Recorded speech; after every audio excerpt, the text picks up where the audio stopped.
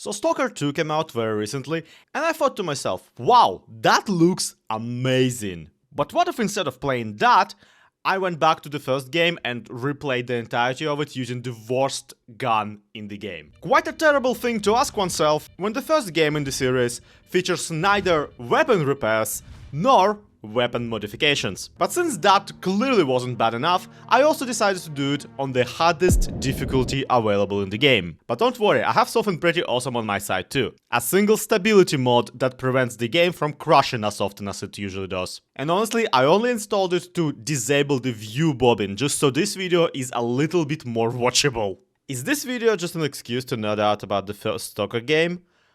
You cannot prove it is. Starting the game and the skippable cutscene shows us a corpse gathering truck encountering an electric anomaly leading into a body recovering scene. That's us, by the way, we are the body. Granted, I don't know who this redhead guy is, and the whole game series just won't start without him. Then again, I don't know who this bearded dude is either. He's supposed to be Sidorovich, the trader that gives you the first mission. But his in-game model looks pretty much nothing like the one in the pre-rendered cinematic. Which is okay actually, because actually Sidorovich has a different looking model in the prequel game, Stalker Clear Sky, and that model looks even less like the guy in the video. There's just 3 different Sidoroviches, and I guess all of them are canon. We are now let out into the world and ready to subject it to our numerous war crimes.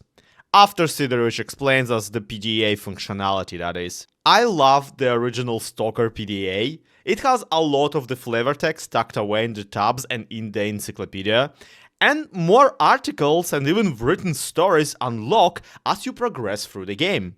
I remember fondly sitting down at the in-game campfire to read all of the built-in wiki while listening to the jokes Stalker NPCs are telling. Too bad none of them got translated to the English version of the game, so, sorry. You guys honestly missed out. But make no mistake, half of these tabs in the PDA are useless. The top 100 Stalker rating means very much nothing, and so does the statistics screen, which has a picture of the player character. And once again, that picture looks nothing like the guy in the cutscenes, or the inventory for that matter. Also on the PDA, the task and the map tabs basically do the exact same thing and will actually be combined in the future installments. But the most important part is the mission tier list, where we only got one task right now: kill Strelok. It's the only thing our PDA said when our corpse was found thrown off of the dead man's truck. Finding out who Strelok is very much is the main quest of the game. But I need to actually go get my stupid pistol, don't I? In the Stalker newbie camp, we meet Wolf, a makeshift leader of this makeshift coalition. He gives us our weapon and then won't talk to us unless we put away our weapon, which is a neat detail consistent in all of the Stalker games. You can't just change the weapon to the binoculars or the bolts, but I prefer putting the guns away entirely since this frees up the most of the screen real estate. After a short conversation, Wolf hands me the Makarov pistol and a mission to rescue Nimble, a scout stalker captured by a group of bandits occupying a nearby car mechanical place. I don't know, I don't speak car. Luckily, I won't have to storm the place on my own. A squad of stalkers is nearby waiting for the signal to attack the place. My plan, of course, is to just tell them to do the thing and wait for the resolution. The bandits are mostly armed with the same pistols I am, but a few are carrying sawed-off shotguns that will very much shred through your health bar. They can be dreadful in the hands of the player too, except mine are duct taped to the Makarov, so I will be playing audience while the adults talk. To my horror, however, a mutant blind dog attacks the squad while I talk to the leader. This distracts the NPCs and throws me out of the dialogue window. Then, after swatting away the dog, the whole squad gets up, and instead of attacking the camp like they're supposed to, the group, for some reason, sits down at a campfire nearby and refuses to leave or offer me any dialogue options. I am low-key screwed. Basically, the game forced me into attacking the bandits on my own. Luckily, this quest can be completed with just one bullet. All you have to do is just juke the hostiles, get into the room where they're holding Nimble, and just shoot the guy in the face, stealing his flash drive for later. Your stalker allies are none the wiser and Sidorovich is fine either way.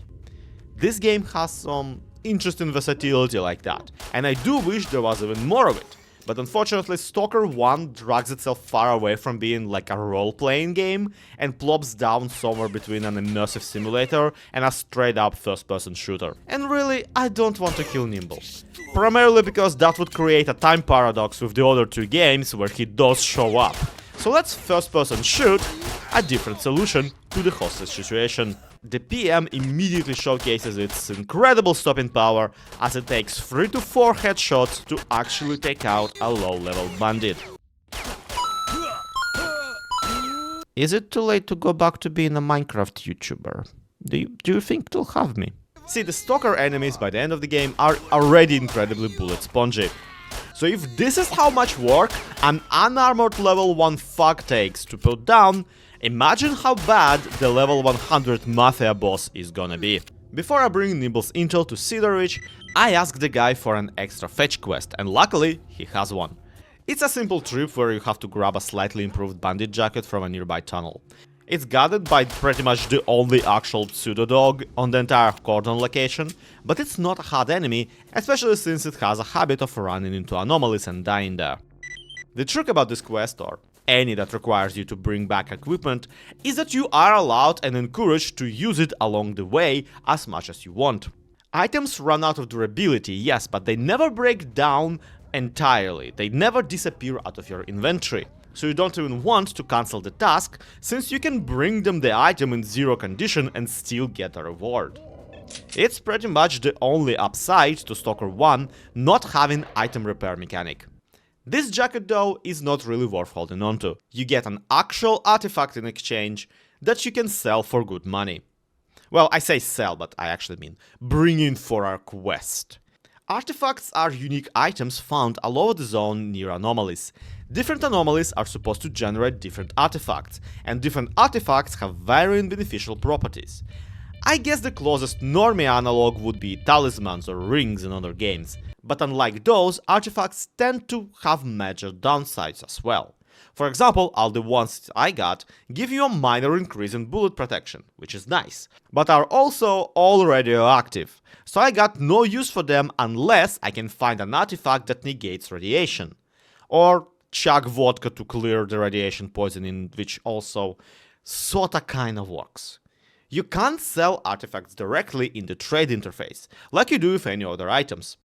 But the trader characters usually also have a rotating quest line asking for a specific artifact, which pay way above the market price. So if you already have the artifact on your person, you can basically take the quest right there and complete it right out the gate. So I actually get plenty of money. I then waste all of it on medkits and bandages, because this early in the game that stuff is really hard to come by, especially on the master difficulty. But that's the first story missions finished, and now Sidorovich is sending me off to Agroprom Institute to steal some documents and maybe get some education on this idiot. No, actually Agroprom is now a military base and an army outpost. The difficulty ramps up real fast in this quest, I swear. First, I'll have to cross this rail line that the developers have carefully blocked off with invisible walls. It is only accessible in 3 spots. The one I choose is a tunnel through the hill, blocked off with a moving anomaly. Now, anomalies in Stalker are death traps spread randomly around the map. A lot of them are borderline invisible and can kill you if you don't watch your step. Or listen to the detector, which is incredibly annoying. Canonically, it is anomalies that produce the artifacts too, and the later games did some really interesting stuff with them. But in this one, it's pretty much just a very fancy landmine and a couple really specific pre-scripted ones, like this one in the tunnel that follows a certain path. So obviously you can just patiently walk along with the anomaly and make it out into the outer zone. Okay, so where's the Strelok guy? Luckily Sidorovich got a tip on him from a stalker who may have some information. The guy's called Fox, and he's being pursued by a swarm of blind albino dogs. It's a unique encounter, where you can actually ignore his plea and let him die, only to pick up all of the info from his PDA. But I really like that you can ask him about the zone and anomalies if you help him, and also score some extra money if you stick around and fight off another small wave of the dogs. Meaning that he also shoots me full of holes while aiming at the dogs. Can I have that medkit back, please? I changed my mind on whether you should live. In short, Fox tells me that he doesn't actually know anything about Strelok. His brother Seri at the garbage dump does though. It's not far from here, but there's a final hurdle on my way out. Another bandit camp at the outpost leading away from the cordon location. On the way there, I trade shots with a random bandit who's carrying on his back a Kalashnikov. Not even a shortened one either, a full-on AK-74, which I don't think they're supposed to have yet this early into the game. Joke's on me, turns out his whole friend group spawned in with assault rifles, and soon enough I realized I might have hit a wall. There's not really a way around this outpost, given it guards the very door leading to the next place, and I can't really hold my own against the enemy who simply has a longer effective range compared to my pew-pew gun. This is also where I realize I'm not actually that good at hitting the headshots either. At least not 3 to 4 in a row, come on. Sure, lesson learned, no use having a sniper duel with a pistol. But what do I do now? The answer is I run. Spamming the medkit button and screaming while under fire and bleeding out of every orifice. The bandits have a really solid reaction time, but thankfully the game pauses when passing to the next location interface pops up. I'm the zone's favorite idiot, and it sends my way its dumbest battles. When you first enter the garbage dump area, there is an interesting scripted event right at the outpost. 3 stalkers marked as neutral have the 4th one at a gunpoint. Before you can really interfere, the guy in the middle screams that they are actually bandits and the 3 stalkers turn hostile and attack the both of you. It's really hard to get through this shootout without the captive stalker getting killed, especially given my remarkable lack of firepower. The trick is obviously to run up to the fiends and take out the guy with a rifle as soon as they turn hostile.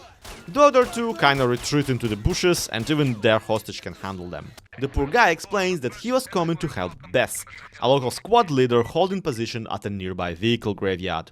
This whole thing is optional, but I decide to help because I actually want to play the game as opposed to speedrun it today, and also the later side quests will be much more difficult, so I'd rather get some use out of the pistol before it falls off completely. Also, there is a massive stash of ammunition tucked away on top of a lookout tower on this location. The crates are way too high up to ever reach with a knife, but you can shoot them until they fall apart, and get absolutely showered in bullets. Just my luck, this is 200 of improved 19mm ammo that are completely useless for my 18mm gun. Not that the PM ammo is rare by any means, but I would really like to start stockpiling it for later in the game when none of the enemies are carrying the worst possible gun. I don't think this particular shootout yields any extra bullets, beside the ones lodged into my skull though. Oh well, at least Bess grants me some money and informs me that Seri can be found further into the garbage on an abandoned train station. They're also being attacked by the bandits because God forbid the player goes 2 steps without receiving an SOS signal. This time, however, I don't really even do anything to actually help. I think I shot all of 1 guy before the stalkers remove all of his friends from the list of the living. Mayhaps it's because they're not using pistols. Sarah of course confirms that he doesn't know anything about Strelok either, but has met a guy who has heard of him called Mole. And Mole just so happens to be somewhere in the Agroprom area, which is also where I got to go for the main quest anyway. What a coincidence! I could have just went there right away and skipped this whole rigmarole. The Agroprom passage is also under the bandit guard, which sucks pretty bad because it's a larger open area that I could probably brute force if I really wanted. But my couple of tries only end in my own death. I will need better armor or some bullet resist artifacts before I give this another try. So let's go for a somewhat unorthodox path. Further up into the garbage dump there's a passage to the bar area. It's where you have to carry the stolen army suitcase in the first place, but without it, the guards won't let me through. The game does have a precaution where in case all of the guards die, the gate will just swing open, since there's no one there anymore to open the gate for you. The problem is that the whole group here is heavily armed and also are all members of the faction called Duty. Killing them here should not actually result in the player becoming the enemy of the Duty faction, but it does anyway half of the time. And given that the bar area is a respawn point for the Duty people, it is very ill-advised to upset them. You could still beat the game, and I've done it before. It's just a massive headache because everyone is shooting at you every time you're trying to talk to the barman. Well, luckily, you don't actually need to go to war with the dominant faction just to get through this gate. Turns out, you can just run up to the opening part and spam F until the silly thing opens. I checked, and it's not part of the stability mod I'm using either. Is this a bug? Is this intentional? Did it just forget to disable the interaction? I have no idea. All I know is I can break into the bar territory with only this one duty soldier getting angry at me for some reason. All of them are not supposed to let me through, but only this guy actually noticed that I got in. As I enter the bar location, first thing I see is the guy Sidorich gave me a side quest to kill, getting ripped apart by stray dogs. Well, that took care of it. This pack of mongrels is actually a side quest in their own, where a god will offer a meat chunk artifact in exchange for you clearing out the lair. Which is a repeating quest and a handy way of farming the meat chunk artifact. And then, as I pass through one of the hangars, I hear the thing. Get out of here, Stalker. It is the thing! He said the thing! This is a bugged line that this god will continue to repeat for as long as you stand in this hangar. Most of the times he says it more than once, even as you pass. Get out of here, Stalker. And the best part, in my opinion, is that the Ukrainian version of this is actually kind of better. The original line actually translates to more to something, go your own way, Stalker. It's meant to be like, hey, this is none of your business, like, get out of here. But the line itself is just so much more iconic, because that's kind of the whole game. Go your own way, find your own path, figure it out. But it's also the most blatant display of the game being bugged. It's so fun. At the bar, we can't actually do much yet, since the barman is straight up confused as to who I am or why I'm here. But the further areas of the map are now available, and there's side quests aplenty among the bar customers. So my main plan is to try and get enough cash to buy a stronger suit, fair and square. Of the few extra missions that you can grab in the bar immediately, I'm especially interested in the one that the Informer character offers. It's a contract to kill a specific master level stalker, whom he only really wants out to weaken the competition. But the reason I want to do this quest is that the reward is a unique artifact, Mama's Beads. It's an artifact that offers the most bullet protection that one can give, but without any radiation at all. So I guess we're going to army warehouses, a much more late in the game area, so this is going to be fun. Reloads PM with a suffering intent.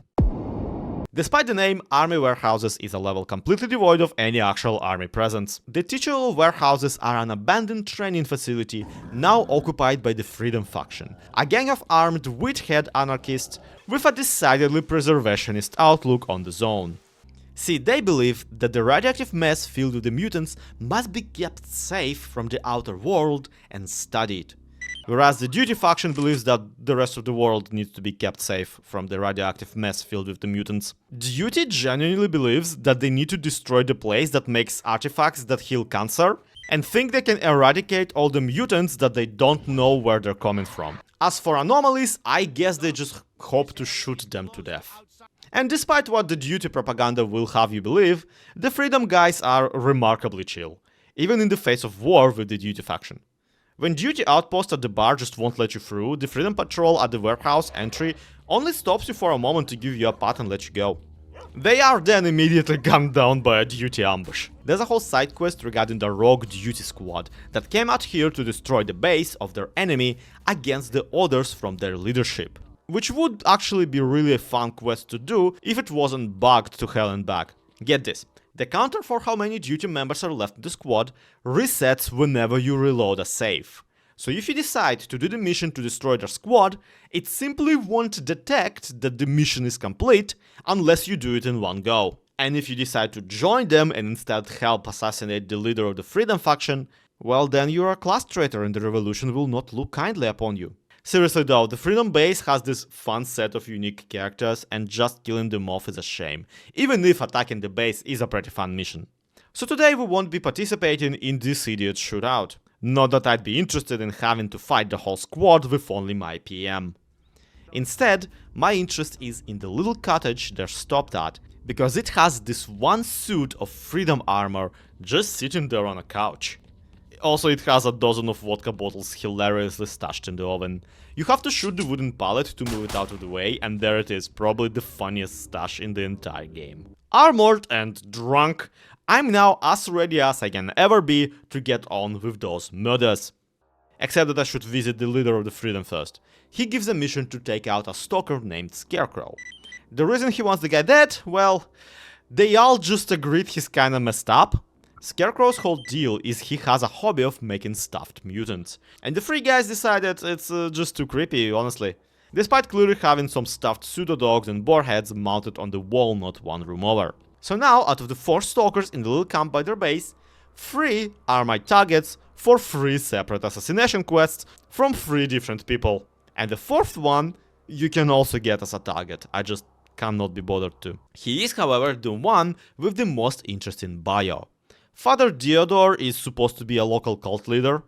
A master level stalker hit a little bit too hard in the head, who started accumulating followers amongst the more experienced men. His ideas on artifact hunts being sinful naturally got in the way of the local traders, so no one is really happy about his exploits, which is quite backwards given that he's using a special unique gun that supposedly uses a piece of an artifact to, not joke, make the bullet go faster. Really, all of the assassination targets have unique weapon mode, actually, but his story also implies that these other guys at the camp are his followers, which is almost spooky because eventually Wolf, the leader of the loners camp in the beginning, comes to join them. You can usually find his corpse in their campfire, which is kinda creepy. It's frustrating that you never get any special dialogue with the group, nor do you really know why they're here specifically. And the whole thing feels like a truncated plotline with only the vague shadow of it left in the mission flavor text. But anyway, now it's time to actually kill them! I got a little bit too excited about it because I've forgotten that I only can use the PM pistol. The stalkers don't know yet that their days are numbered, so they're not yet hostile towards me, meaning I can't try and plan my move. Usually you can even silently take 1 or 2 out without the others noticing, but that's not gonna work with my blunderbuss. My first idea is to get the bloodsuckers from a nearby village to come soften them up for me. But the monsters refuse to pathfind over the hill and also got me hit a few times. This is weird because I remember being able to lure the bloodsuckers all the way to the duty camp to kill them off easily. After a few attempts where I get immediately murdered, I suddenly realized that the armor I picked up would work much better if I actually put it on. It was only the whole reason for me to sequence break the game, probably a good idea to actually use it, huh? The shootout is very much a case of keeping my distance while also getting all up in their face. I have to focus the guys one at a time, but also lure them further away from the group so I can run in and headshot them point blank. And listen, one of the reasons I just absolutely love this game series is the gunplay. But this is not gunplay. This is gun work. This is gun chore even. Thankfully, only 3 of the victims are wearing exoskeleton armor, the strongest one in the game. And also, I don't even have a contract to kill the 4th one, so I only need to kill 2 guys, plus the one I got for free. It's a good thing too, because believe it or not, I ran out of bullets. The trader at the Freedom Base doesn't even sell the ammo for Makarovs, since the whole gang uses European weapons instead. So with my 0 bullets, I scuttle back to the bar, but not before the Freedom leader throws me a saving grace. A mission to bring them a special army suit from the zombie-infested facilities of Yantar. The suit itself is a variant of the military armor that has a bonus effect of making your wounds heal faster. But not only does it mean I get to actually wear the thing for a while, the reward for bringing it back is a brand new Freedom Guardian outfit, which would be a massive upgrade compared to my godforsaken windbreaker. If only I can actually get to the item in question, given that I've not progressed the game at all. And for Yantar, that means, well, developments. But little did I know, my bulletproof days would come much sooner, because not only did I get my anal mama's beads from the informer for killing the guy, a different stalker rewarded me a Night Star artifact. This is pretty great already, since it has the same properties as the beads, except it's also radioactive. But here's what I found. Out of the gate, Barman offers a mission to find the exact Night Star artifact. And the reward for it is a military burial suit. Usually I would never go for such a trade, but given that we have no anti-radiation artifacts, I have no actual use for the star. So it's time to enter my shrub cosplay era. I still want the Guardian suit though, it's even more shrub. Next stop is Yantar, but first we have to go through the wild territory. When you first enter here, you are almost immediately dropped into the range of several mercenary snipers on the second story of the building ahead. You even hear the radio chatter as they report your approach to their leader, Wolfhound. Don't you know what to do with witnesses? Finish him and make no fuss. This wall of shooters is a kinda skill check by the developers. Specifically, they're checking if you found the sprint button. I mean, I appreciate that it's a toggle, but why is the sprint button X? Like, come on, Elon. Since the snipers can't actually get down from their hideout, I just let them be up there and go further in, struggling to fight off the mercenaries flooding the area. Soon, the goal of their operation becomes clear. There's several scientists researchers locked in a shootout. The research they carry must be pretty valuable too, since the mercs even brought an RPG to shoot down a rescue helicopter. There goes your job. You're next, you political scumbags. Naturally, Professor Kruglov phones in to ask me for help. And buddy, I have 17 bullets. You know, yeah, sure, let's go. I actually did try my best to get Kruglov at least a little bit closer to the location exit. I even tried to create choke points for the mercenaries following us, using explosive barrels that lay around the location. But that obviously didn't do much against this many enemies, and the scientist soon dies due to a severe case of getting shot. Thankfully, his quest is largely inconsequential and honestly a waste of my time. Now, if you actually finish this mission, Professor gives you a flash drive with a copy of the research that you can pass to the barman for a nice sum of money. But if he dies, by your hand or otherwise, contents change to the self-written obituary, which you get no reward for, but it is kinda funny. Regardless, I now make my way through the fire anomaly tunnel with a double-digit amount of fire artifacts in my inventory, and down into the Yantar swamp. Here's hoping the leader of the scientists, Sakharov, has some trash bullets laying around, or else I'm pretty screwed. He does not. Shit. Thankfully, having no bullets doesn't prevent me from picking up items, but Yantar is the kind of location where you maybe want more ammo rather than not. The place is basically only populated by hostile stalkers, and all of them are zombies. Essentially, the reason my guy can't just bolt it to the melted atomic electrostation right here and right now is that anyone who approaches it beyond a certain point kinda has their brain melt. A sort of psionic radiation field has been keeping stalkers away from the center of the zone for a while now. And there's plenty of rumors and legends about what's hiding in there. So Yantar is one of those areas where the psionic field is extra hard, which is what the scientists are studying in the first place. This is all to say that the armor suit I wanted is sitting there on a corpse, dead in the middle of the psi field that kills you. It's bad enough the place is swarming with zombies, but the thing is pretty much exactly as far in as you can get before the game just kills you. Unless you're me and fast as fuck, boy! This took 15 attempts. I should not be celebrating. Worst of all, this all would be such a non-issue if I just came here a little further into the game when you get a psi protecting helmet. Regardless, my armor now should heal my bleeding, which is really handy because I plan to go bleed a lot. Particularly, I plan to finally go steal the military suitcase. Just to remind Siderich that I am in fact not dead, I stopped by and buy all of his PM ammo, which is 120 bullets, and it's not a lot at all. A fun bit that happens is I get a random event where a SOS signal appears on my map near the duty outpost on the garbage, and I can actually see the stalker sending it from afar, but as I approach, he begins shooting at me. Turns out, two bandits have found a loner suit and were trying to lure in somebody to rob. The second bandit is covering him with rifle fire from a ruin nearby. Their plan is actually really successful, given they also get the support fire from the one duty guy still angry at me for breaching the gate. As soon as you enter the Agroprom general area, you are greeted by a stalker begging you to come help with the military ambush on the Mole's group. Yeah, Mole. Remember him? The guy that Siri told us would have some info about Strelok? Just checking because, like, I forgot. With extra armor, I can actually sort of hold my own, at least against the soldiers standing next to explosive barrels. The good bit is that all of the army men were issued Makarov pistols as their sidearm, so I can refill on ammo and even pick up a new gun with more durability left on it. It's weird how everyone has more durability on their Makarovs, it's almost as if I'm the only one actually using this garbage. Rescuing Mole becomes less of an issue, since I can try and pick off the enemies from the roof, while the other stalkers draw fire.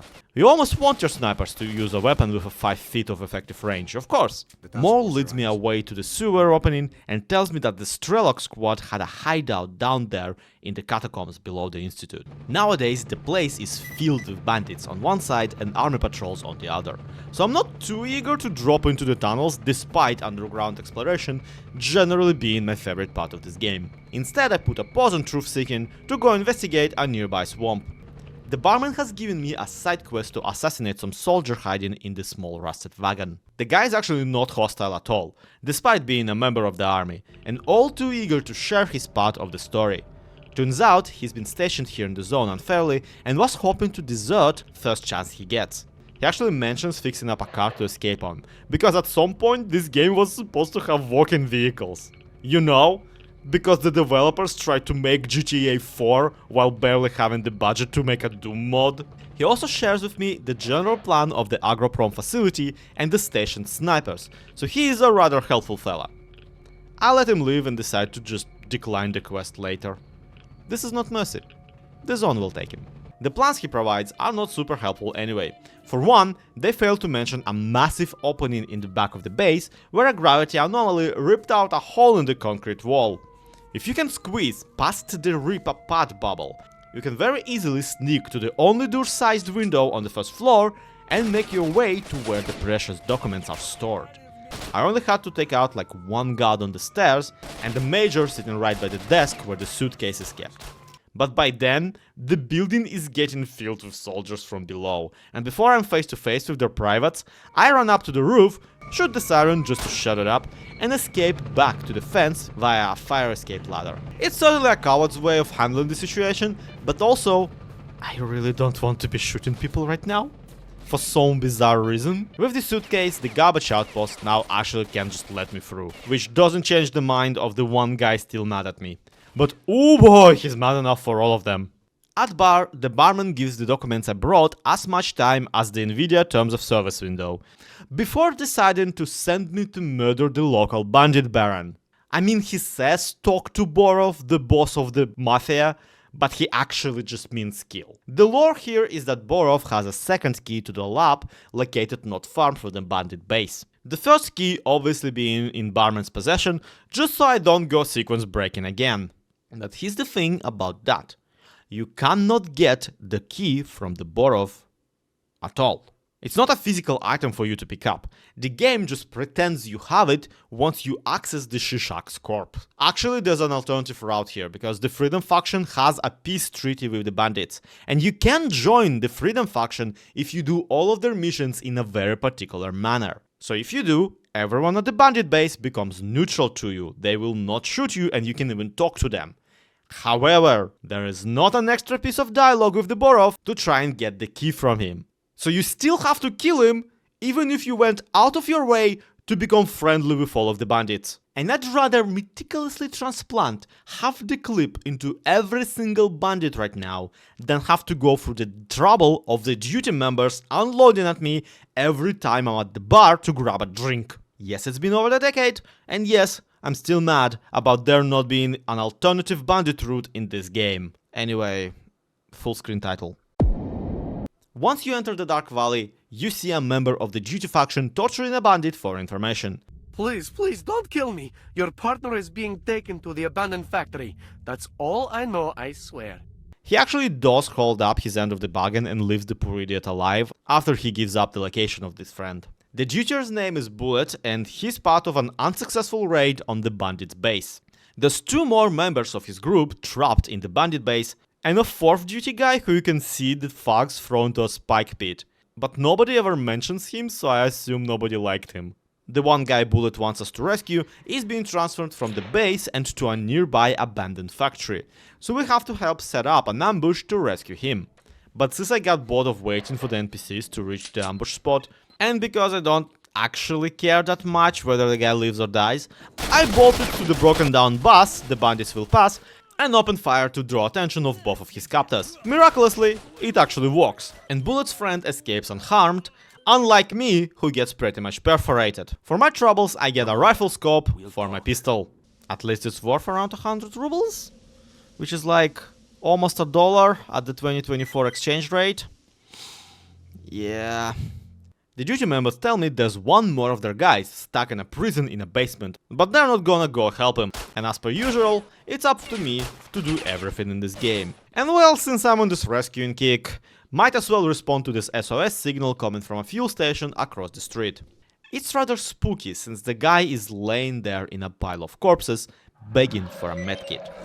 Well, he too was only left alive to lure in even more victims into this shed, because soon as I come to help, a bloodsucker sneaks up on me and runs in to take a nibble. The bloodsuckers are meant to be crazy smart like that. If you read the design documents for the original plans for Stalker, they had massive plans for bloodsuckers, which is kinda how you make a monster like this actually threatening.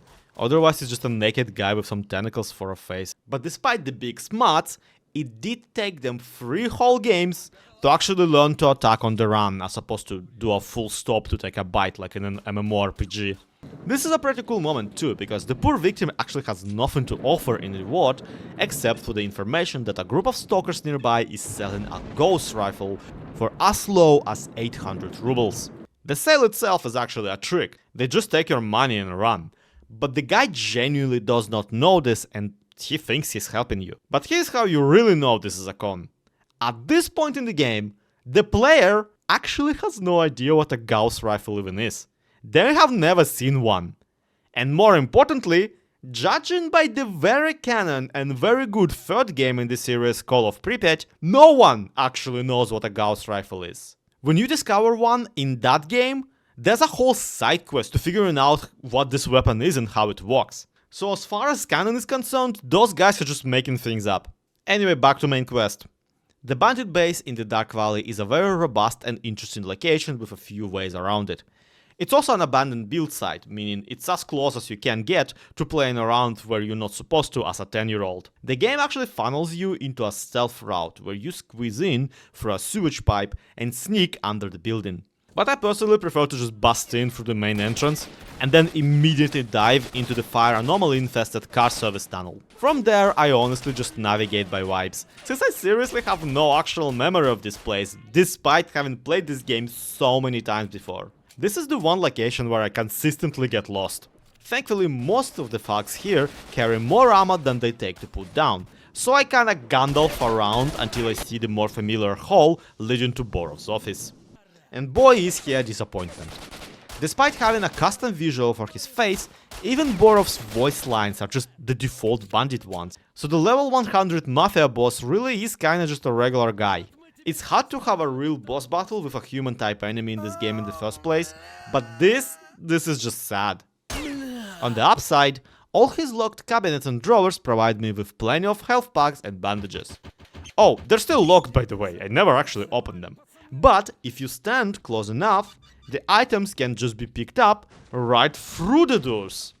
This game is so broken in so many incredible ways. Before anyone panics, I try to position the boss's corpse on the couch as if he just ate all of his medkits and was napping. But that's when the rest of his crew walks in and, guys, I swear this is not what it looks like. I dodge their bullets like I dodge the allegations and leap out of the building to where the base can be easily exited. And that's when I notice the hatch to the prison basement. Ah crap, I still gotta rescue the duty idiot. This bit is extremely bugged in the full game, but thanks to the stability mod, I can actually press the button on the wall and let the captured guy out. Though I don't give him a weapon or anything, so, you know, the zone will take him. And now it's time to finally leave the dang base. Now we just need to break into the abandoned factory down the road. It was abandoned when the electrostation blew up. Currently it's also full of bandits. On the way there I actually have to take a detour and climb into a radioactive grain elevator. Inside the funnel there's 3 items I really want, 2 of them for no good reason. One is another one of the Mama's Beads artifact, giving me 5 extra points of bulletproof. Whatever that means, I gotta be honest, the way this game displays artifact properties makes kinda no sense to me. And the other two are a guitar and a hand radio. I mean, it's called a hand radio and it looks kind of like a phone where you drop it out of your inventory. But in your inventory, it looks like some sort of electronic goggles. I don't know why either of these items are in the game at all, and they sure look like they shouldn't be here. At the actual factory, I get bored of left-clicking people to death and decide to take the alternative route in. As in many cases, the alternative route involves parkour. There's a broken fire escape stairway on the side of the building, so I carefully scale the railing and jump over the armature and... It took me multiple years to learn the skip, and I can still never execute it right. But I gotta admit, all the Stalker protagonists have some incredible legs. Upstairs, I almost tear up staring at the rocket launcher. It's just sitting there, in the middle of the room. Unloved, uncared for. And I could really use it in a future encounter down in the lab. Well, launcher or no launcher, we got the both parts of the key. And it's time to descend below the building and into the lab X18. So through this whole video, I've been rambling a lot, and you can take some of it as me overthinking stuff, but here's something I'm like borderline making up. At the beginning of the X18 lab, there's always a corpse. The visual varies, as does the name, but it seems to always be a loner stalker and always of the expert level. I'm not sure it generates with any loot either, so this does just kinda look like a I'm screwed moment for the player. This guy here is an expert. Are you an expert? Are you truly ready for the horrors that await you down here? And really, the X18 lab is quite the treat. It's an eerily quiet place after the segment where you're constantly shooting or being shot at. But then random objects begin to float, and you know you're in trouble. The lab introduces a whole cast of mutants the player probably has never seen before. First, there's the invisible poltergeists, who are the ones levitating the crates. I seriously just ignore them here because I can't be bothered to fight them. Then there's a original introduction of the Snorks. Humanoid enemies who move on all fours. They leap at you across a tunnel filled with fire anomalies, and it seriously looks awesome. On this difficulty they can also take you out in just a couple of swings, which does make them look kind of like they're breakdancing. When this game remembers that it can do horror, it does horror really well. For example, to progress, you need to locate a scientist corpse with the code to the door leading further down.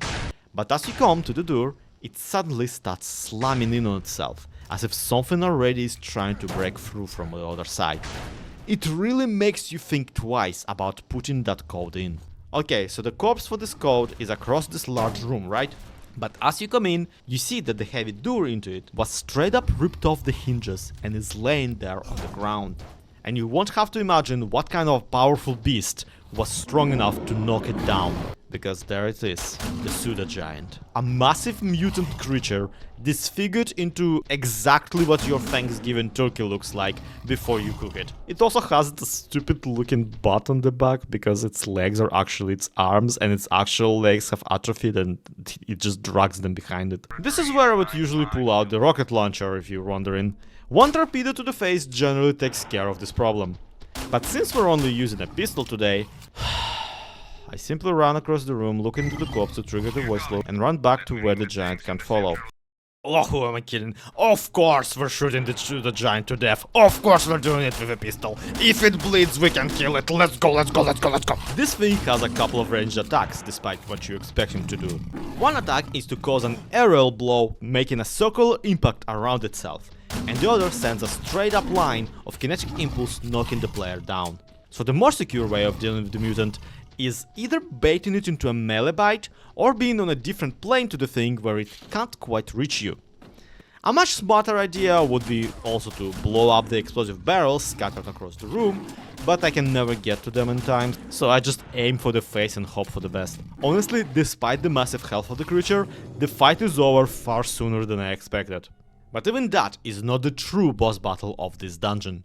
Beyond the final code door, I find a laboratory housing tubes containing fetal-looking creatures. I'm sorry, I misspoke there. Containing fecal-looking creatures. They are green tooths in a jar, guys. I have no further input. That's when a special case of a poltergeist begins attacking the player. This one's pyrokinetic and can create floating flame anomalies while circling the area almost invisible.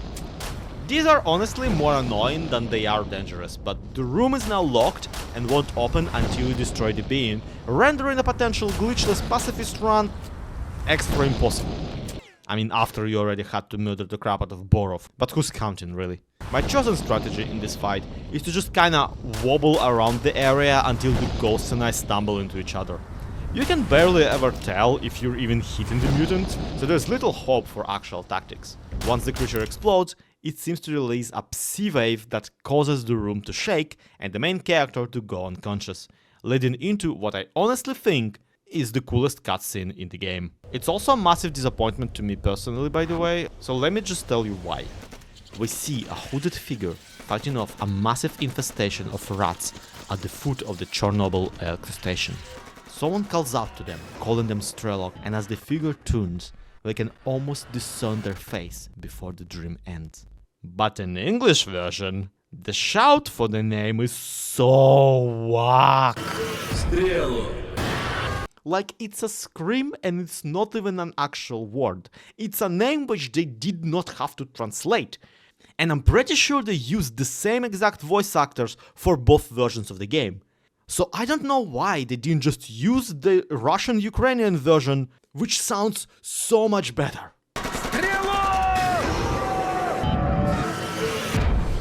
It's so much more desperate, it's so much more emotional, and you can feel the person reaching out to this mysterious legendary figure with their whole being, either to warn them or to call for help. And the English one is just this kind of wet fart. Strelok. Overall, I think the voice acting in the Slav version of the game was way too good. There's this grit and volume to every character, even if either version is kinda campy and jank. But hey, the English one has funny Slav accents, which is really immersive, honestly. You really get the experience of the only guy who only speaks English in Ukraine. Anyway, while I nap on the floor, the military not only attacks the factory up top, they even send in a couple of troops to wake me up. You know, because locking the door behind me is above my guy's pay grade. I think at least one of them also got taken out by one of the poltergeists I didn't bother finding. Which is actually a lot of help, because I'm pretty sure breaching the Spetsnaz armor now takes more shots than the Suda giant. Dear god, there's like most of the game still left, and the gun's damage has already fallen off completely. Not only that, my suit is now pretty much R-less, as opposed to the R-more. Reason enough to not go back to the garbage passage that's currently blocked off by the troops, and instead go the intended route, which leads one way back to the cordon. Which again, threatens to be an adventure. I really like that the game sends you back to Cordon after this mission. For one, the player needs a breather after the rather intense lab escape. But for two, you get a cool moment where you return to the same enemies you might have struggled with, and with your new equipment, you just easily blast their dicks off. Which yeah, does not happen today at all. The Makarov pistol is as incapable of dealing with the low-level bandits as the day I met it, and my armor is getting low on durability. Despite all that, I listen intently when Sidorich offers a fun side quest to pass the time. Down the road from the rookie village, there is a border checkpoint occupied by the military. It's a smaller base, but they are all well armed and incredibly well stuffed. These pose a serious challenge for a beginner player in the beginning of the game, and pretty much learn you a bit about not going where you're not supposed to. So now, when Sidorich offers a quest to steal another document case from one of the barracks, it still sounds a little bit like an idiot mission. So obviously, I'm gonna go do it, being an idiot and all. The original briefing for it mentions that the case is not really guarded during the night, but I'm not really in the mood to wait and also want this game to actually be visible on YouTube, so we're going to commit a daytime robbery. First we will have to pass a minefield, and luckily the same bolts that help detect anomalies work for detecting landmines. From there, the optimal route is to leap onto the outhouse roof and then get into the rafters over the sleeping quarters, where a hole in the ceiling leads you conveniently to the suitcase. Since it's daytime, everyone is doing the rounds outside, so I can at least make it out of the building unharmed before all hell breaks loose, and I quickly find out that Kalashnikovs aren't actually as accurate as you would hope them to be. It's not all medkit spam, mind you. I do gun down a couple of guys who are directly in my way, as I leap off the parapet and book it behind a tree. Not the most stealthy approach, but it gets the job done. For my trouble, I received 2000 rubles, which is around 20 bucks, for the record. Good hunting, Stalker. There's another rather tough optional quest available at this point, and it's a task to protect the rookie camp from a mercenary attack. A new leader, Fanatic, has already figured out an ambush plan for when the mercenaries come. But with how this usually goes, this will only get everyone killed, so we're just in time to help. And I say tough, but in reality, this quest can be cleared with just one accurate grenade toss. The mercenaries attacking the camp all spawn in by this one wagon near the bridge, and will very slowly advance towards the camp. Which is why it usually helps to let an army patrol get them, since a couple spawns in after completing a suitcase mission. Today, however, they seem to be running late, so I'll have to deal with the situation on my own. And usually I do just fine. I like getting the whole group down before they even reach the newbie village. But this time, mercs surely had their shooting pills, since I struggle a lot to frag any of them before they take me out. Outside of devouring medkits faster than they can shoot, my only hope is to try for cover shooting, until their AI scripting takes over and the group starts walking into the camp. Once they're all in a line, it's a little bit easier, and by then there's only a few left anyway. And with something to hide behind, I do much better taking them out. But the last one of the group here is shot point blank, personally, by Fanatic, which is actually pretty cool. But that pretty much exhausts the new content in Cordon. And now it's back through the gradual slog through the map until I reach the army warehouses. So obviously I'm at the army warehouses again to exchange my suit for a new one. But before I get rid of my armor that stops blood loss, it feels like a good idea to come deal with a nest of bloodsuckers. They're all very blood-themed, so I'm sure you can see my logic. The group of freedomers in the village admit that they haven't actually seen the monsters, but that's kind of the thing about them, isn't it? They can go invisible. They also are infuriating the fight with only a pistol. Letting them close triggers the monster's hunting protocol, where it begins circling you while invisible. The distinct huffing sound is a good giveaway, but it only invokes more panic as it gets closer and louder, while you don't actually know where the guy is. But it only makes it more satisfying when you see them limp and struggle when the monster is low on health.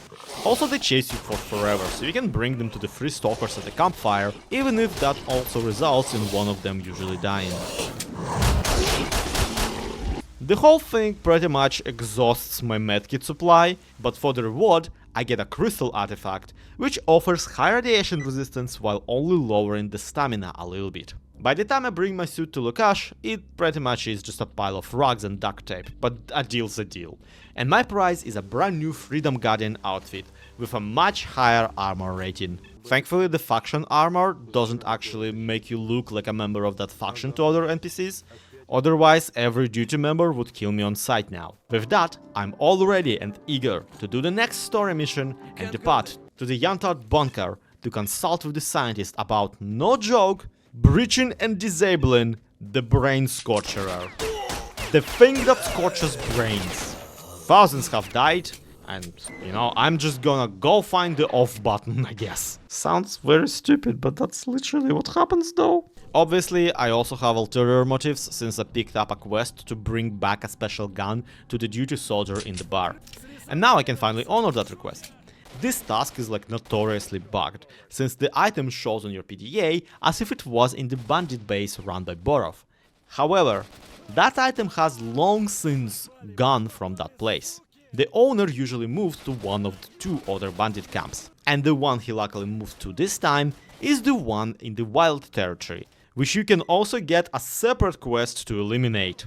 So we're bullet pilled and quest maxing here, okay? We're doing everything. By the time I make it to Yantar, my inventory is constantly overloaded and over-encumbered, because the overall weight of my items is way above the capacity of my backpack. Well, I now realize why, since the whole time I've been carrying 95,000 rubles worth of artifacts. That's almost $1,000. I could get a used Xbox. Obviously the ecologists pay extra for the stuff, but it's still an insane amount of money for the game. For the record, you'll need 50,000 rubles to get the I wanna be rich ending, and at the current exchange rate that is basically just $500. Besides the artifact recovery, Professor Sakharov gives me a mission to go down into the lab under the nearby scientific installment.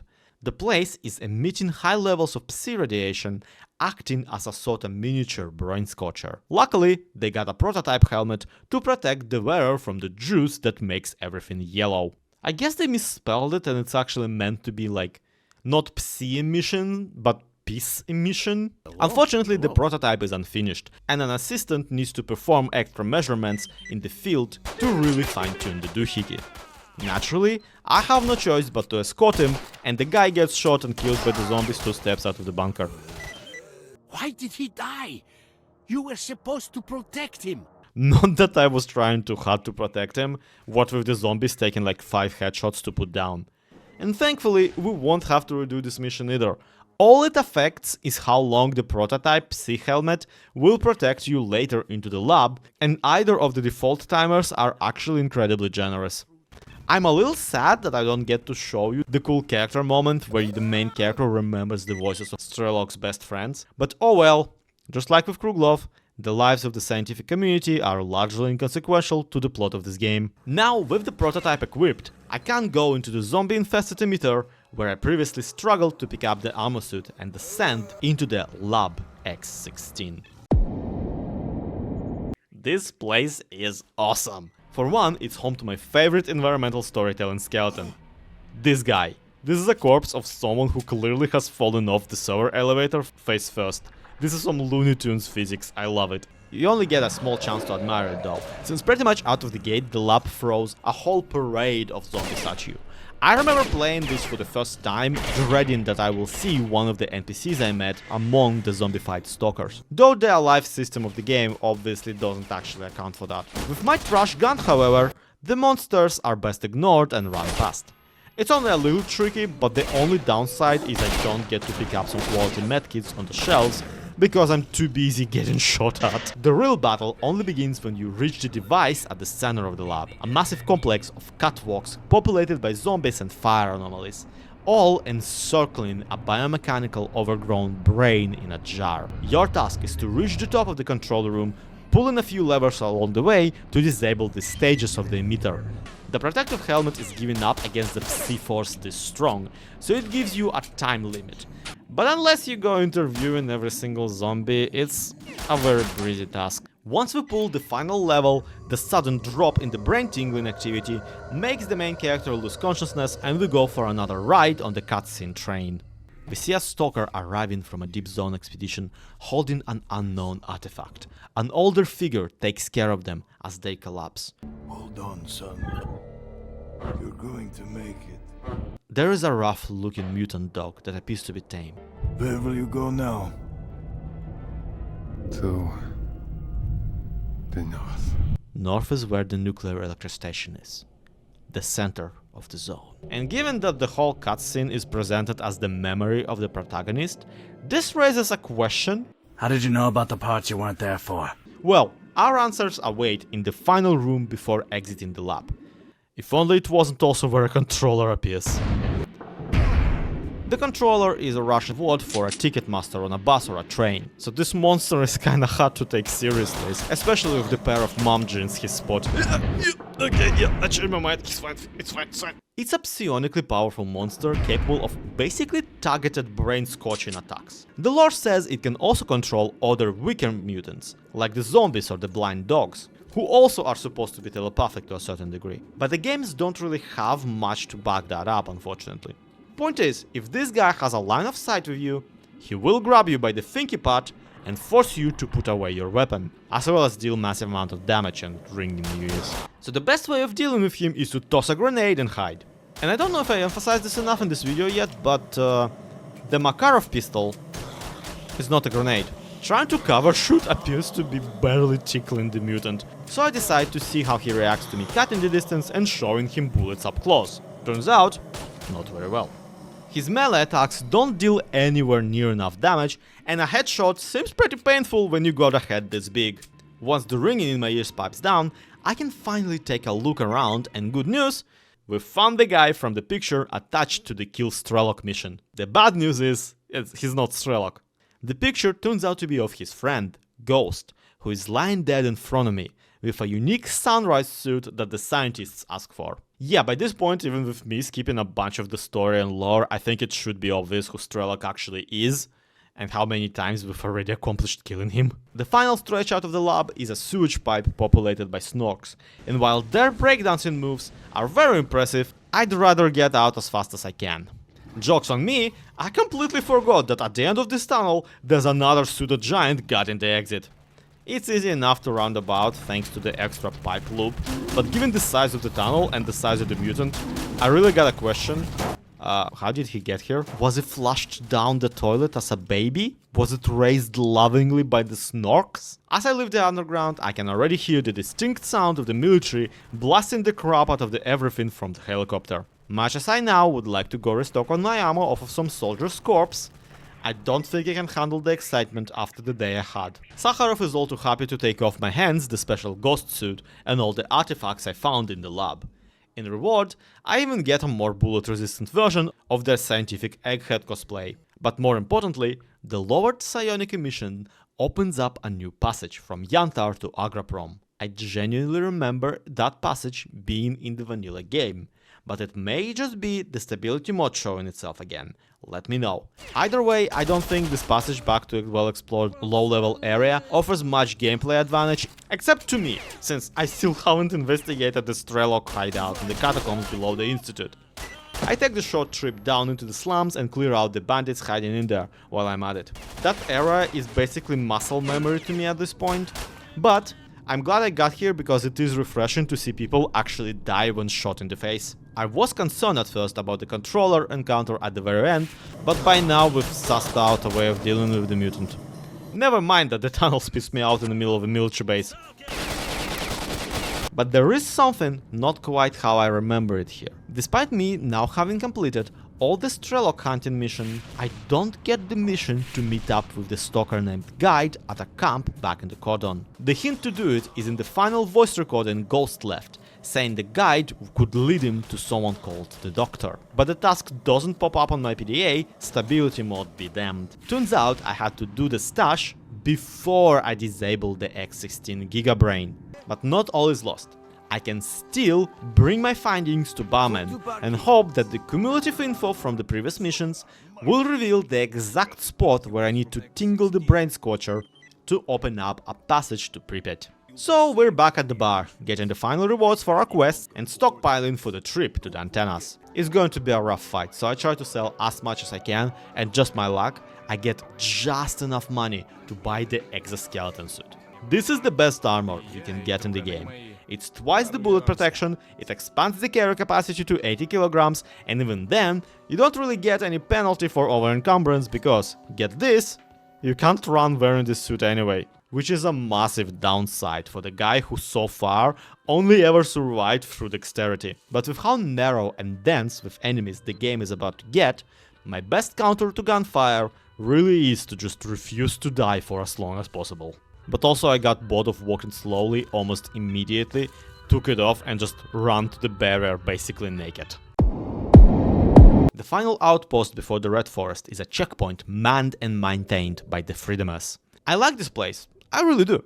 It really underlines what the faction really believes in. Yeah, Duty can toot about how they're eradicating the mutants all they want, but it's a bunch of anarchists that are really actually on this front line, keeping the mutants and the monolith fanatics at bay.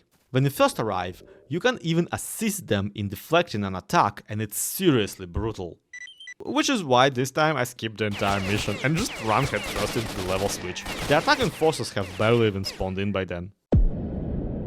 We are now in the unexplored territory proper, and this is our official introduction to the monolith as a faction. Yeah, there are glimpses of their presence spread around the game. You already have the feeling of what they stand for. They're basically zombified fanatics, protecting the center of the zone from every other type of stalker. But here, you actually get to meet them and fight them. And even on normal difficulty, they are a formidable enemy. On Master, however, they are dreadful bullet sponges even with weapons that are level for the area.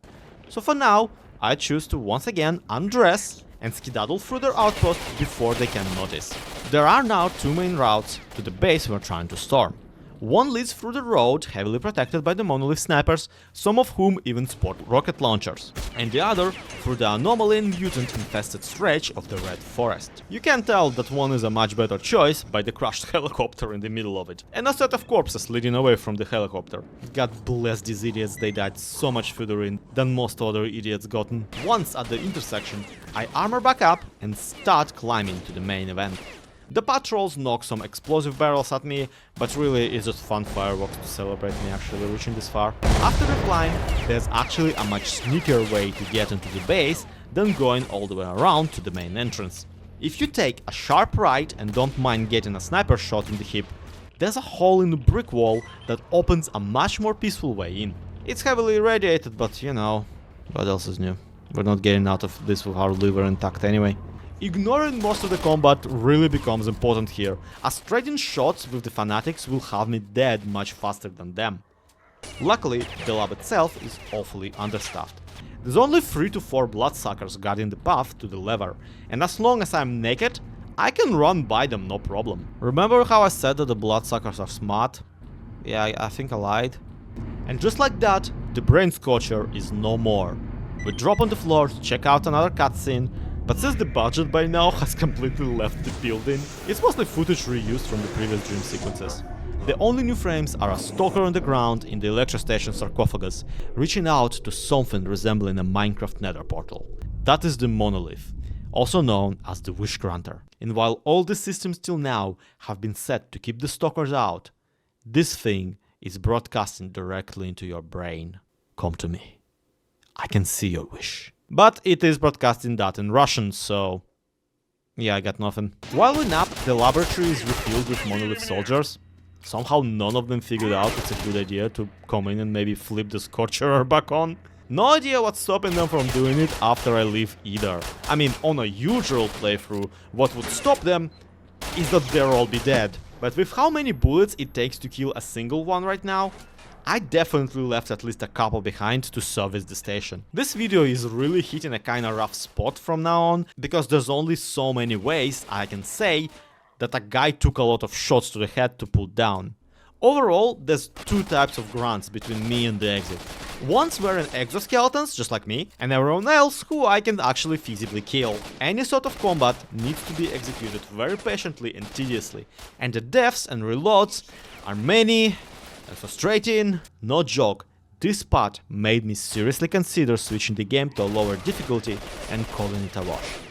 After having gone this far, I really wanted to just see it through, even though I know for sure that the enemies only get tankier further into the game. All this really means is that I need to get back to the bar and resupply before attempting to do anything about Pripyat. When leaving the monolith base, I pick up army radio chatter where they mention that their troops are meeting minimal resistance because someone has been here before and killed everyone. Minimal resistance. Someone has been here before us. Beats me who that is, since I basically ignored as many enemies as I could, and also everyone is still here and fighting the army guys. Since I'm obviously not going to suddenly conjure up 200,000 rubles for a new exoskeleton, all I can do here is clear out the trader of all of the medkits. A nice bonus is that this deep into the game, the duty base is also available to me, and if you take a right instead of left when entering it, you can find the office of Colonel Petrenko, who also sells ammo and basic supplies. It's here that I'm reminded that there is actually an alternative type of ammo for Makarov pistol, the armor-piercing rounds, which sure sounds like they'd be more powerful, especially given how rare they are compared to the regular stuff. And obviously I take their entire stock. And with that, there's really nothing else to do but finally catch up to my fellow men and enter the abandoned city of Pripyat. I'm in the abandoned city of Pripyat. A group of exoskeleton-clad master stalkers greet me in the street and invite me to join their expedition through the city. I invite them to eat my dust as I take off my armor and run like an idiot through multiple monolithian ambushes. I really hope that they make it home to tell their friends about the weirdo they met who got naked and ran away. The route that their little field trip would take leads into some mutant-infested underpasses, whereas I choose to risk the electric anomalies to make it to a Lenin statue in the middle of a small square overseen by snipers. the reason to do so is the stash in the grave under the monument. This is the final resting place of another friend of Strelok's, Fang, and they buried him with his advanced exoskeleton and another Mama's Beads artifact. However, apparently, whatever conditions you need to meet to unlock this stash, I haven't actually met within this playthrough. And since the stash loot simply does not generate in the game unless you found the information on the hiding spot, I'm shit out of luck. I don't have the mission to check out Strelok's hotel room either, so the door to their hideout simply won't open for me, and the windows are barred. I cannot pick up the decoder to open the door to the true ending, and what's worse, I can't get the heavy armored suit that I can clearly see on the couch in there. What I can hilariously still grab right through the window bars are the secret documents outlining the group's findings so far. And somehow, these are kinda the least useful thing right now. Saddened, I waddle along in my half-broken armor down to the stadium leading out of the city and into the general electrostation area. It's an exciting place, overlooked by rocket launcher snipers, filled with anomalies and patrolled by the strongest mutants you can find. And then, when you first come in, the developers really wanted to fully showcase the mess. So they added this grand cinematic where the camera swoops over the whole place and gracefully overlooks the treacherous trials you are about to overtake. If you guessed that they made the camera fly over the spot which takes the player to the next location and forgot to disable it, you would be absolutely correct and clearly played the game before. Somehow, it never came up in the testing that the biggest encounter in the whole city of Pripyat, the player can skip by literally not doing anything unintended. I guess they were just too busy not fixing the issue where once you enter the Pripyat, the game crashes whenever you try to return to a prior location. Yeah, that's also a thing. This is why I have a stability mode installed. But jokes on me, the stability mode disables the skip, so now I have to find my way through basically an entire stadium of essentially cut content. Unable to run and only with my PM pistol. I may have made a mistake in my calculations. Okay, it's honestly not that bad. Literally just taking the outer ring across the place takes you out of the range of most enemies and even earns you an artifact. You know, maybe this encounter really was better left to a cinematic. Once I'm at the power plant outskirts, the military arrives on their helicopters, since it turns out helicopters are faster than walking. I decide to accept their challenge and once again take off my suit to try and really book it. It's not like a direct hit from a monolith rocket launcher will actually care whether I'm dressed for the occasion. As you progress through this area, seemingly built in a super flat Minecraft world, you mostly are avoiding the army and monolith who are very excitedly fighting each other. My surefire strategy is to take this hole in the wall as soon as it actually bothers to explode, and then hug the side of a power plant, hoping the warring factions will be too enthralled in each other to notice me scooting along. Things aren't helped by a massive emission starting to shake the ground. There's a timer until the complete blowout wipes everything living from the premises.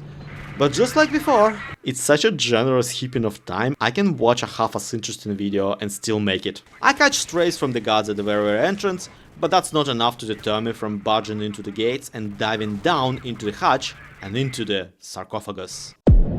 No, for real, that's what the casing of the Chernobyl nuclear power plant is now called. Quite fitting given that they had to basically bury the whole thing to prevent even more causalities. For this game, however, it just means a point of no return and a whole heap of trouble. It's a closed quarter battle in long corridors against enemies who outrange me and also take a ridiculous amount of ammo to take down. Luckily, I got my armor piercing rounds with me and No, I lied. I mean, I do have them with me, they just don't actually do anything. There is completely no difference in the damage taken, and every exoskeleton still is a 10-minute commitment. Soon enough, I also run out of medkits, so every turn now is possibly an instant death. Some of the enemies here are also finally sporting the fabled 800 rubles Gauss rifles. Not even joking, these are sniper blasters from Quake 3 Arena. As long as you aim in the general center mass of the enemy, they will kill it. Picking one of these from a corpse feels amazing, even if they can be very literally hit and miss. But that won't be a problem for us today for obvious reasons. The Gauss snipers are best avoided by undressing and running. Everyone else is best avoided by turning off your computer and rethinking your life choices. Luckily for me, there's a sort of resupply room at the end of this one tunnel.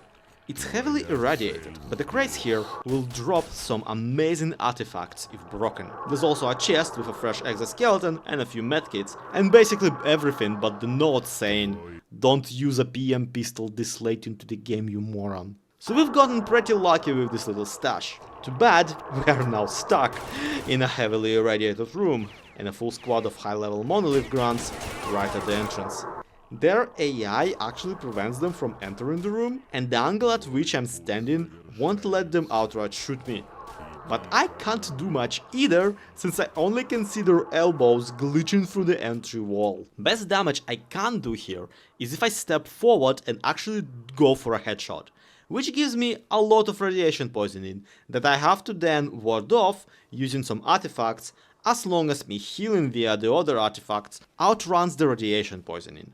So here I am, rapidly switching my artifact loadout back and forth, and taking 5-minute breaks between the shots just to reduce the yellow piece line in my inventory and maybe live long enough to miss another headshot. In short, this is incredibly tedious and sucks a lot. The pile of corpses in front of my hideout is absolutely telling, but at least the next couple of rooms are a breeze by comparison. It's at least open enough that I can try and cover shoot. After that, it's just the stairway up to the top, where I can cheese the combat, since shooting upwards is just so much easier in this game for some reason than shooting downwards. And finally, we're in this square corridor that I have to navigate until I find the appendix that leads to the hall of the wish granter. If I made it sound easy, allow me to apologize. It is not. But it's easier than the absolute shit show that you just witnessed in the radiation room. And what's worse, it's only easier because of the shit show in the radiation room. The endgame artifacts really tip the scales here, or at least I assume they do. Again, the numbers in the artifact descriptions are kind of nonsense. Regardless, this area looping in on itself means I can at least lead the enemies around, and at some point they slip up and let me into the nook with the ladder up into the monolith's grasp. Seeing sunlight through the collapsed roof after so many dim corridors feels actually amazing. But maybe that's just me craving this video being finally done. After some parkour that honestly has nothing to do with me only having a PM pistol, I make my way to the wish granter and make a wish. Because of something or other I did in this playthrough, the game decides that my wish is for immortality, which couldn't be further from the truth, given that I want for nothing more right now than to just fucking die. And that's it. The run is a resounding success. I don't care that the monolith endings are technically non-canon. You can beat Stalker 1 Shadow of Chernobyl on highest difficulty with only the PM pistol. Nothing can ever make me load a save this far back and replay basically all of the game just to get 2 more levels to play and the true ending on master difficulty. But if we bump it down to normal difficulty, I actually might give it a go. Just to be sure, we're going back in time as far as the Agroprom mission. Yes, the very second main story quest, technically. First thing first, we grab everything from the hideout in the Agroprom underground, barge into the institute under the cover of night, snatch the document case, and never even meet the controller in the underground. Next, we bring the Freedom Leader his Temu delivery, and with a new armor suit, bolted to the Dark Valley to kill Borov. Once in the area, we tell Bullet to fuck off and move towards the bandit base. But on the way there, I actually spot the 2 guards escorting his friend and kill them anyway. With 600 actual bullets in my inventory, I run into the front entrance and ignore everyone but the people directly in front of me, until I can crack open their boss's corpse. The factory doesn't bother any better, as I don't bother with the stairway skip and just plow my way into the laboratory underneath. Obviously by now I've forgotten the code combinations, so I have to interrogate the scientist's corpses and make the Snorks watch as I gun down the Suda giant. It barely puts up a fight. Once I'm done watching the carpet on the floor, I can slam the X18 papers on the barman's desk and grab every artifact I've ever sniffed and run to the yantar scientist bunker. Kruglov is dead as a doornail, but I do actually take time to escort his replacement through all the measurements just to make sure that the quest line works out properly.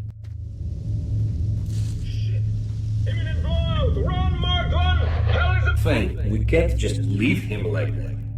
Just leave him. There is nothing we can do for him. The blowout is minutes away and we won't get through with him. No, Fang, I'm not leaving him. The big Think laboratory is once again an exercise in sprinting, so much so that I refuse to at all acknowledge the controller at the end, despite taking the time to grab everything off of Ghost's corpse. In the underground on the way back, this trend continues as I decide to play chicken with the advancing Suda giant, and somehow the two of us just about pass each other in the pipe anyway. In the open air, I check my PDA and sure enough, I can meet up with the guide stalker, the legend of the zone, whom you can meet and murder rather easily. You can get his story from other stalkers whenever you ask them about the latest news. And this character actually has its own entry in the folklore diary of your PDA. Basically, Guide's entire deal is that he's the ultimate guide around the zone. He can find a path anywhere and has a habit of showing up randomly and just helping people or not helping people, depending on vibes, I guess. Obviously, such a legendary figure would know where the Doctor is, given that the Doctor is himself a legendary figure. And where the Doctor is the Strelok hideout. What I really like about the guide encounter too is that he actually opens up a new passage for you. There's an extra route directly from Cordon and into the Agroprom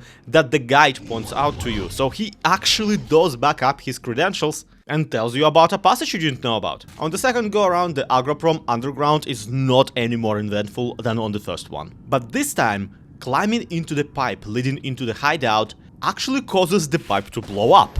That's when you are thrown into a cutscene of once again the Doctor taking care of you. And he immediately confirms what the player already suspected.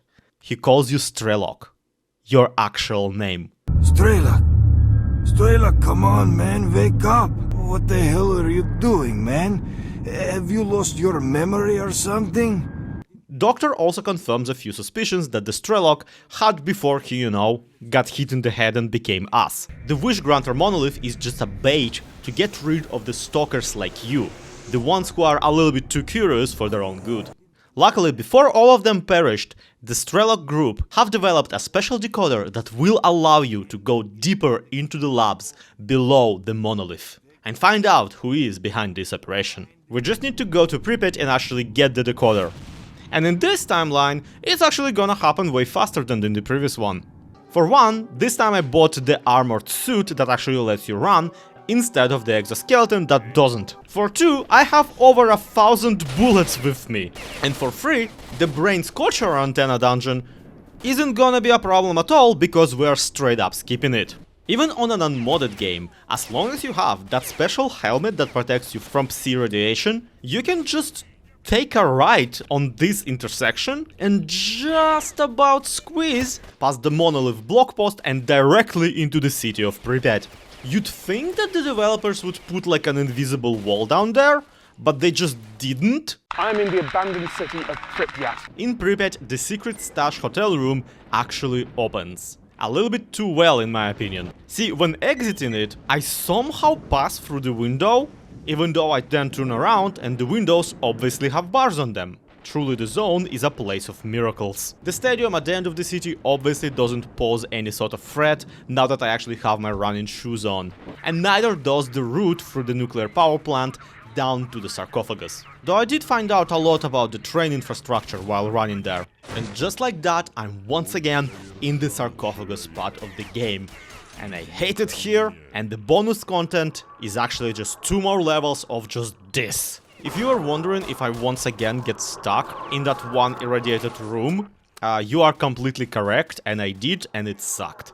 But once I passed the part that I already beaten with a PM once, I can enter a different nook and cranny in the roundabout tunnel at the end of the level, and instead of going into the monolith area, I can enter this one room with a code-locked door at the end.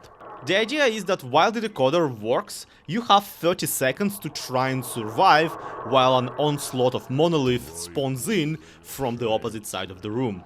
But obviously you can just hide in a corner, and if you do, nobody can actually notice you, especially from the other side of the room. The secret laboratory projecting the monolith is honestly more of the same. It's narrow corridors filled with monolith grunts who refuse to die even with an entire clip in them. Even on normal, they are very frustrating to deal with, but at least I'm better suited up today, even though my medkits run out and my gun breaks. So that's pretty cool. Extra bonus points go out to this one computer server room, where you keep fighting everyone until finally you see the door to the next area open.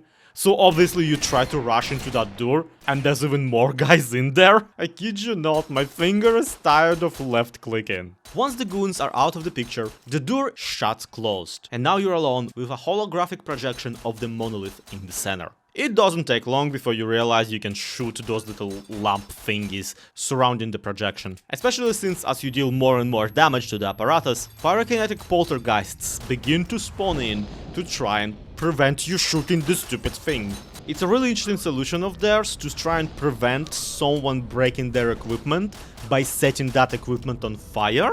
But I'm not one of the great engineers of the zone, so what do I know? Because yes, that's who you get to meet once you defeated all of the ominous purple lumps. A green hologram of someone looking distinctly like Makarov, finally facing you and explaining what the heck is even going on in this game.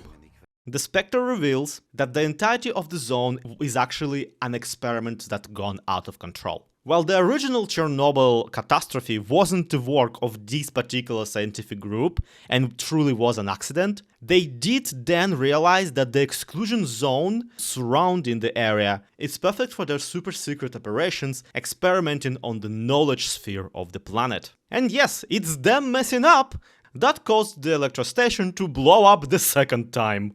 It's just this time it blew up with knowledge. And I love that the noosphere being essentially the idea of an information atmosphere of the planet. They're basically saying that they accidentally made the internet real.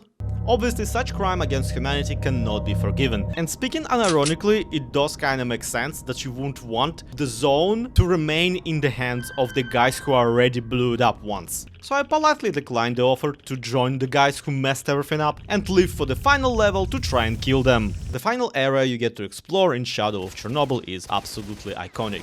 Essentially, you get a very long parkour course with portals all across the nuclear power plant. And though you are absolutely pursued by the monolith troops the entire time, you really can't just outrun them. Only a few actually stand in my way, by which I mean stand directly in my way. After the tough close-quarter battles of the previous two levels, this is just honestly a joyride, especially once you realize that you don't have to fight every single person. There are a few cool moments where you get to just do a leap of faith into the air and down into a portal. One of them even leads you back to Siderich for no reason, who is quite shocked to see you. Mark 1, what the hell? Quality voice acting there, I approve. And I really wish I had more to say about it. It's fun. In fact, I think this is the one part of the game where just not having a gun is more fun than stopping and actually fighting everyone. Or maybe I'm just saying that because at this point the conditioning has set in. And so we find the final portal that brings us directly into a cutscene. We see Strelok, our guy, enter a dark room with scientists of the Common Consciousness group being suspended in green goo while plugged into the same machine. And just like in that dream, where we saw him shot down an onslaught of rats, he pulls out his Kalashnikov and guns down every single scientist responsible for this mess. Wait a minute, where did he get that? I didn't have a Kalashnikov on me, I had a single pistol the entire time. Strelok, my dude, you just messed up the entire run for me. And with that, normal difficulty be damned, we can conclusively say, yes, you can beat Stalker Shadow of Chernobyl with only the PM pistol.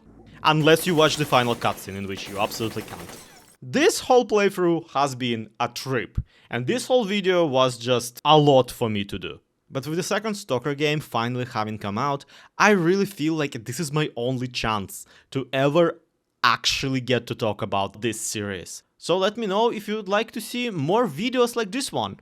Stalker Clear Sky and Stalker Call of Pripyat also have Makarov pistols in them. And unlike this game, you can actually modify them in those ones. Hope you enjoyed this video, and I'm gonna go lay down. Strelok.